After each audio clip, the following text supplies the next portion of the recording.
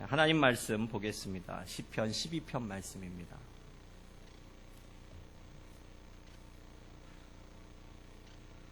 시편 12편 1절로 8절까지의 말씀을 저와 여러분이 한 절씩 교독하도록 하겠습니다. 여호와여 도우소서. 경건한 자가 끊어지며 충실한 자들이 인생 중에 없어지나이다.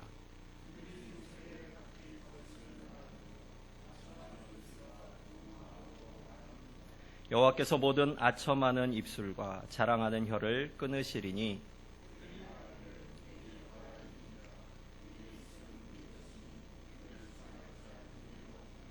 여호와의 말씀에 가련한 자들의 눌림과 궁핍한 자들의 탄식으로 말미암아 내가 이제 일어나 그를 그가 원하는 안전한 지대에 두리라 하시도다.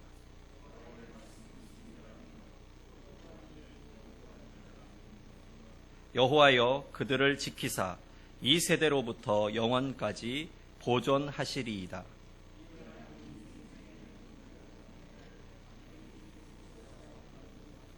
아멘. 하나님께서 이 말씀을 통하여 우리에게 은혜 주시기를 원합니다.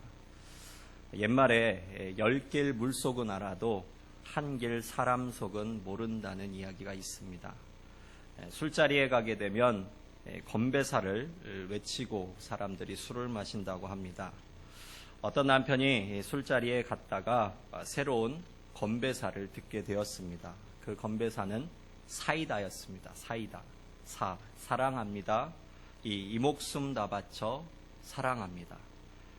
다시 태어나도 사랑하겠습니다. 감동적이잖아요. 건배사 치고는 너무나 마음에 들고 감동적이어서 남편은 이 사이다라는 건배사가 듣기 좋아서 아내에게 꼭 들려줘야지 되겠다고 마음을 먹었습니다. 그리고 며칠이 지나서 아내와 함께 술잔을 나누면서 사이다 하고 큰 소리로 건배사를 외쳤다고 합니다. 아내가 무슨 뜻이냐고 묻자 남편이 사이다로 내가 삼행시를 읊을 테니까 당신이 운을 예쁘게 띄워보라고 이야기를 했습니다. 아내가 운을 띄우고 남편이 대답을 합니다. 우리가 아내와 남편 사이는 아니지만 여러분이 운을 띄워주시면 제가 사이다로 이 삼행시를 읊어드리도록 하겠습니다. 사랑합니다. 이 목숨 다 바쳐 사랑합니다. 그런데 그만 다에서 이 남편이 도무지 생각이 나질 않는 겁니다. 그래서 그러다 이렇게 외쳤다고 합니다. 다 뻥이야. 그 뒷이야기는 여러분이 알아서 상상하시기 바랍니다. 사람은 입술의 고백을 통하여서 자신의 생각을 드러내게 됩니다. 여러분 잘 생각해 보십시오. 말이 먼저일까요? 마음이 먼저일까요? 우리가 먼저 마음에 품은 생각이 있어야 그것이 입술을 통하여서 말로 전달이 되어져 나갑니다. 그래서 때로는 마음에 두었던 말이 자칫 입으로 퍼져나가면서 순간 아차 싶은 생각에 말실수를 했다고 이야기도 합니다. 신앙도 마찬가지라고 생각을 합니다. 우리의 입술의 고백은 마음에서부터 나오기 때문입니다. 그래서 사도 바울 선생은 로마서 10장 10절 말씀에 사람이 마음으로 믿어 의에 이르고 입으로 시인하여서 구원에 이른다고 하였습니다. 오늘 본문 말씀은 거짓말을 하고 교만한 사람들 가운데에서 하나님의 구원을 부르짖는 다윗의 시입니다. 오늘 이 시편의 유형은 탄원시라고 볼 수 있습니다. 박동현 장신대 구약학 은퇴 교수님께서는 이 탄원시의 두 기둥을 탄식과 기원이라고 말씀을 하여 주셨습니다. 또한 탄원시편은 크게 두 가지로 나누어지는 것을 볼 수가 있습니다. 먼저 개인 탄원시편이라는 것이 있습니다. 이것은 한 개인이 자신이 처한 어려운 상황을 아뢰거나 적들의 못된 짓을 고발하는 시편이 바로 개인 탄원 시편입니다. 다음으로는 민족 탄원 시편이 있습니다. 이것은 민족 공동체가 어려움을 겪을 때에 지난날 이스라엘 백성에게 베풀어 주신 하나님의 도우심을 기억하면서 간구하는 시편이 바로 민족 탄원 시편입니다. 오늘 본문 시편 12편은 이 공동체의 탄원과 함께 이 개인적인 탄원의 두 형태를 모두 취하고 있는 시편이라고 할 수 있습니다. 예를 들어서 1절 말씀에 여호와여 도우소서라고 외치는 이 도움의 외침은 이 다윗이 개인적으로 하나님 앞에 탄원하는 것입니다. 그리고 5절 말씀에 보게 되면 가련한 자들의 눌림과 궁핍한 자들의 탄식, 이것은 공동체적 탄식이라고 우리가 볼 수 있습니다.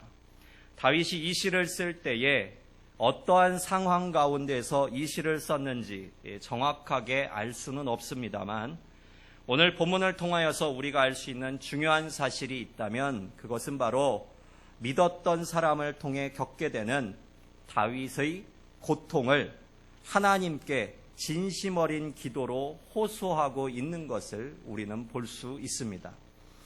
오늘 본문은 크게 두 부분으로 나누어 볼 수 있습니다. 먼저 거짓된 자들의 허망한 말을 다루는 1절에서 4절까지의 말씀입니다. 1절 말씀의 시작은 다음과 같습니다. 여호와여 도우소서. 저를 한번 따라해 보시기 바랍니다. 여호와여 도우소서.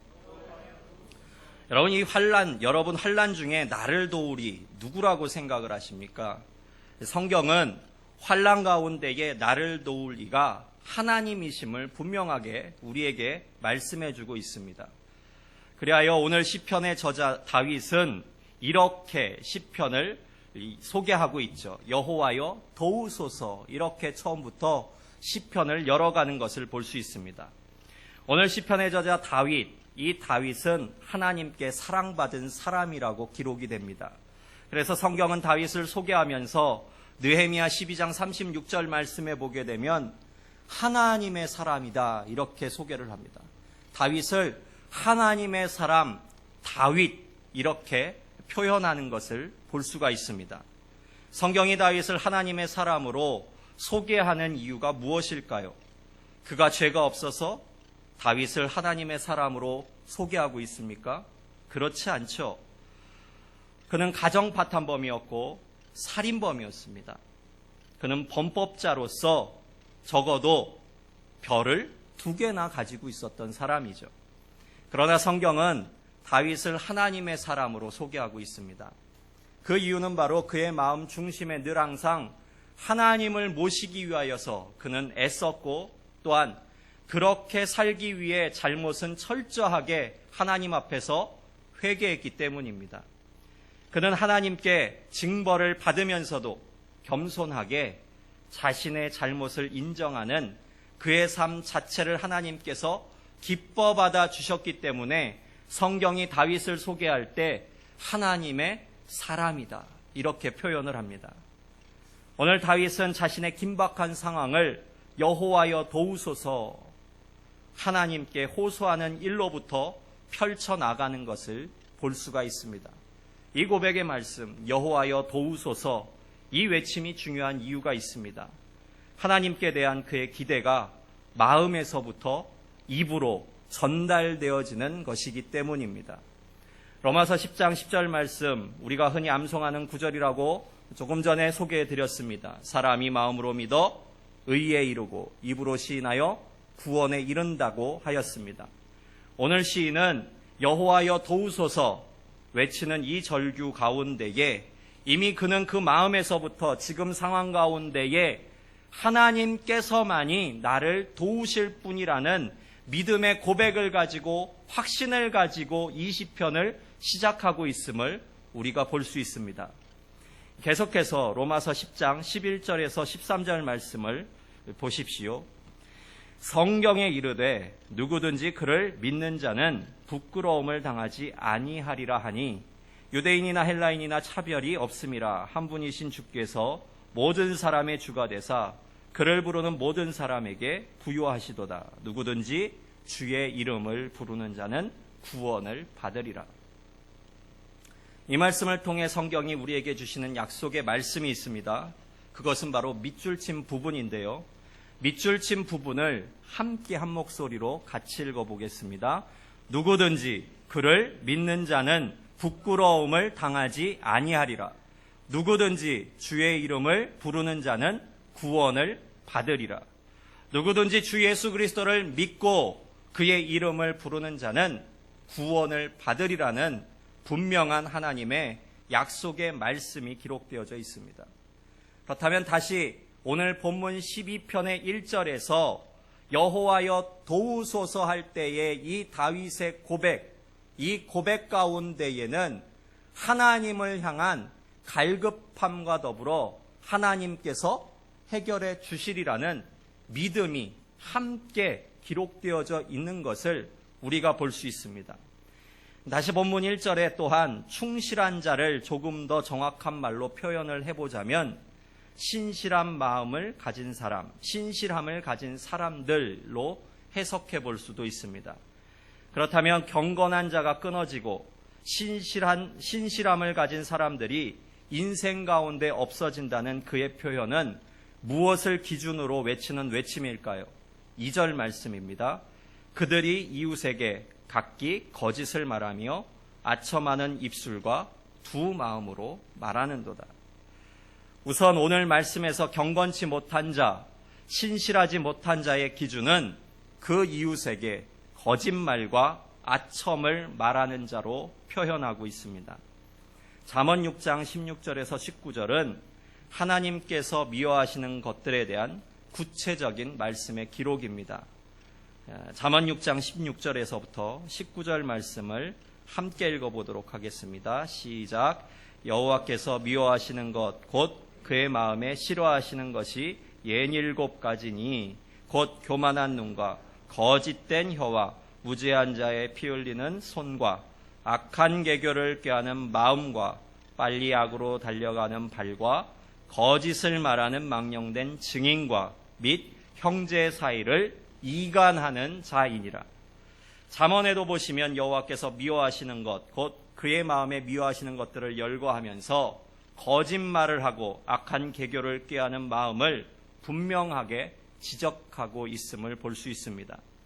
이리하여 오늘날 그리스도인으로 바른 삶을 살아간다는 것은 거창한 행위를 통해서 사람들에게 인정을 받으려는 우리의 모습이 아니라 성경에서 말씀하시는 그리스도인의 바른 삶, 그것은 바로 내 마음 가운데에 정직한 마음을 회복하는 것에서부터 변화가 일어남을 분명하게 기억해야 할 것입니다. 다윗은 밧세바와 동침 후에 나단 선지자로부터 자신의 심각한 죄를 지적받지요. 그리고 다윗은 시편 51편을 기록하면서 이런 죄의 고백을 하나님께 올립니다. 6절 말씀을 보십시오. 보소서 주께서는 중심의 진실함을 원하시오니 내게 지혜를 은밀히 가르치시리이다. 10절 말씀에도 보시면 하나님이여 내 속에 정한 마음을 창조하시고 내 안에 정직한 영을 새롭게 하소서. 그렇다면 우리의 정직 어디서부터 찾아볼 수 있을까요? 아이들에게 말하는 약속의 책임, 정직한 하나님 앞에 헌금, 사람들과의 시간 약속 이행 등 정직은 작은 실천에서부터 시작됨을 알아야 될 것입니다. 하나님께 영광을 돌리는 행위는 말에 책임을 지는 진실한 삶에서부터 시작됨을 꼭 기억하실 수 있기를 바랍니다. 뒤이어서 3절과 4절에서는 두 마음으로 사람을 대하여 거짓을 일삼고 사람들에게 악을 행하는 자들에 대한 하나님의 공의로우신 심판이 있기를 바라는 이 시편 기자의 눈물 어린 호소가 기록되어져 있습니다. 3절 말씀을 보십시오. 여호와께서 보듬 아첨하는 입술과 자랑하는 혀를 끊으시리니. 아마도 오늘 다윗은 이 거짓된 자들을 대항할 만큼의 힘을 지니고 있지는 못했던 것 같습니다. 그리하여서 그는 이 곤란한 상황 속에서 모든 죄악의 문제를 하나님께 의뢰합니다. 이것을 우리말로 이야기한다면 기도죠. 기도는 하나님 앞에 이 상황 가운데, 하나님 이 곤란한 상황 가운데 내 삶을 인도해 주십시오 간구하는 것입니다. 또한 저들의 교만이 하나님 앞에 반드시 심판받을 것이라는 확신을 가지고 다윗이 기도하는 것을 볼 수가 있습니다. 이어서 4절 말씀을 보십시오. 그들이 말하기를 우리의 혀가 이기리라. 우리의 입술은 우리의 것이니 우리를 주관할 자 누구리요 함이로다. 여기서 우리가 주목해야 할 말씀은 악인들이 자신들의 거짓된 행위로 억울한 고난을 받고 있는 죄 없는 자들을 향한 조롱의 메시지입니다. 그들은 이렇게 자랑합니다. 우리의 입술은 우리의 것이니 우리를 주관할 자가 누구리요? 달리 말하자면 내가 내 입으로 무슨 말을 하건 누가 나를 심판하겠느냐? 내 삶의 주인이 누구라는 겁니까? 나라는 거죠. 자만에 빠진 자들의 이야기입니다. 생각해 보십시오. 저들에게 속은 사람은 저들 때문에 지금 피눈물을 흘리고 있는데 저 악한 자들은 거짓에 속한 사람들을 향하여서 거짓에 속은 사람들을 향하여서 그 악한 입으로 조롱까지 하고 있습니다. 혹 사람에게 속아서 자다가도 피가 거꾸로 솟아오르는 경험을 하신 분들이 계실지 모르겠습니다. 저는 그런 경험을 해본 기억이 있습니다. 저희 집은 아르헨티나에서 이민가 살면서 몇 차례 도둑을 맞은 적이 있습니다. 재미있는 것은 도둑이 누구였느냐 하면 다 웃으면서 인사하던 이웃들이었고 또 저희 지역을 관할하는 경찰들도 그 도둑들 가운데 포함이 되어져 있었습니다. 저희 물건을 훔친 다음에 중고시장에 내다 파는 것을 우리가 우리 눈으로 지켜보면서 또 저희들이 우리 옷을 훔쳐가지고 이듬해에 자신들의 자녀에게 우리 옷을 입히는 것을 그저 바라보면서 정말 약이 오르지만 이민 생활이라는 것이 이민자가 약자여서 말도 제대로 하지 못하고 울분을 참았던 적이 몇 번 있습니다. 그러면서 앞에서는 우리에게 웃으면서 인사하고 뒤에서는 크크거리면서 우리를 비웃는 사람들을 바라보면서 또한 범인이 누구인지 알면서도 알려주지도 않고 외면하는 이웃들을 바라보면서 얼마나 화가 치밀었는지 모릅니다. 그런데 그런 울분 속에서 가장 위험한 유혹이 하나 있죠. 그것이 뭐냐 하면 너도 쟤네들처럼 해봐. 그렇죠? 너도 쟤네들처럼 그렇게 갚을 수 있어 라는 사단의 속삭임입니다. 오늘 본문에서 아마도 다윗 또한 자신을 비웃으며 거짓된 방법으로 조롱하는 악인들을 바라보면서 너도 쟤네들처럼 똑같이 하면 쉽게 살 수 있어. 세상 사람들처럼 쉽게 사는 방법이 있다는 사단의 유혹을 분명히 받았을 것입니다. 야고보서 3장 6절 말씀에 보게 되면 혀는 곧 불이요 불의의 세계라. 혀는 우리 지체 중에서 온몸을 더럽히고 삶의 수레바퀴를 불사르나니 그 사르는 것이 지옥불에서 나느니라 라는 말씀이 있습니다. 오늘 본문에서 악인은 4절 말씀을 통해 이렇게 외칩니다.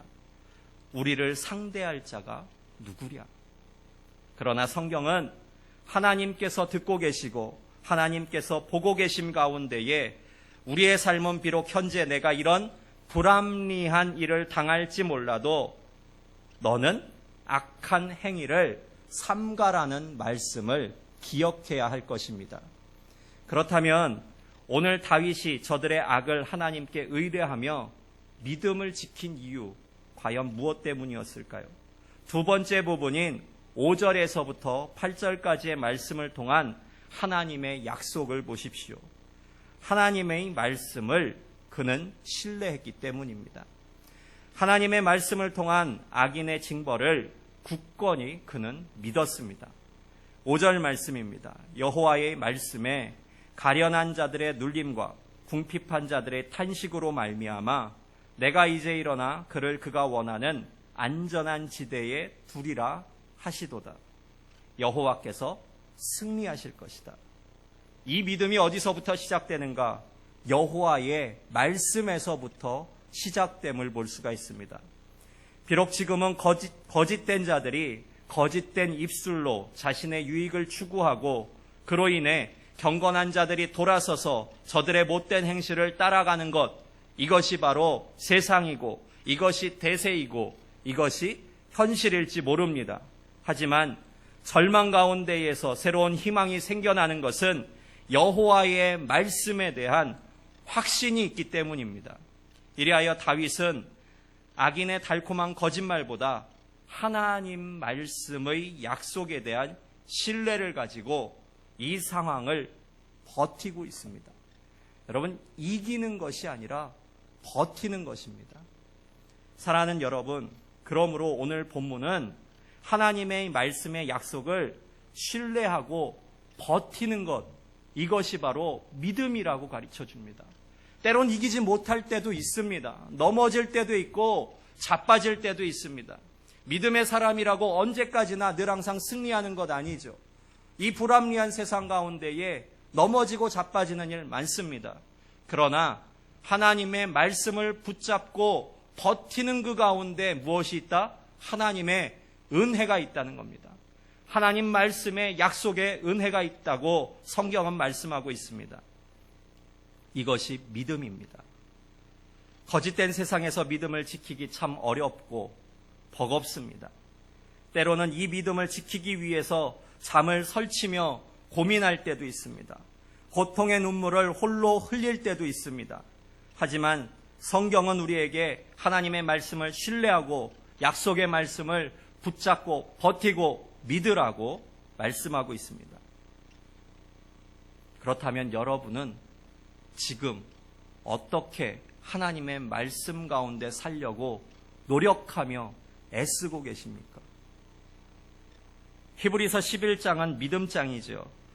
히브리 기자는 믿음의 정의를 바라는 것들의 실상이요 보지 못하는 것들의 증거라고 말씀을 합니다.